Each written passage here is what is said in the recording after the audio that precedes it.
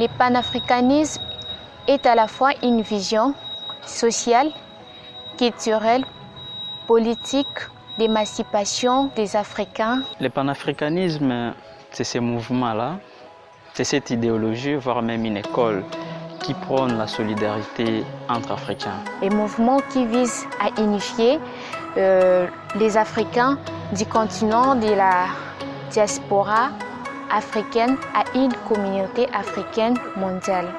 À partir de 1945, le mouvement intellectuel, politique, social et culturel lié au panafricanisme s'accélérant.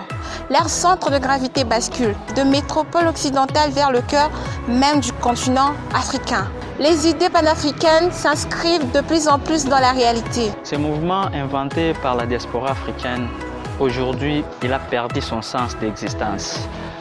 Vu que ceux-là qui sont considérés comme les pionniers n'existent plus. Si elle se limite avant la guerre à un petit cercle d'intellectuels.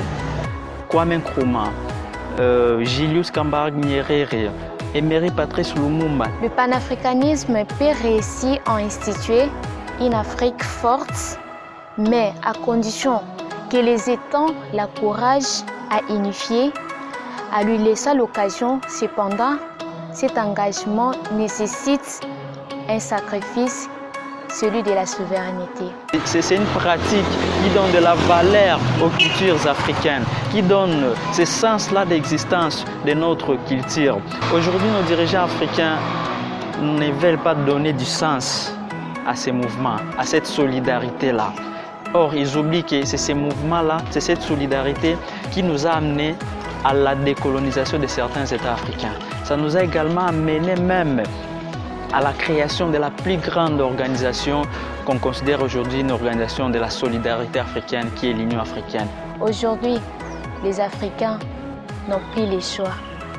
Chers dirigeants, Kwame Nkrumah, Julius Kambarage Nyerere, Emery Patrice Lumumba n'étaient pas des extraterrestres, n'étaient pas des gens qui sont venus, je ne sais pas moi d'où, mais c'était des gens qui avaient juste une pensée pour l'Afrique.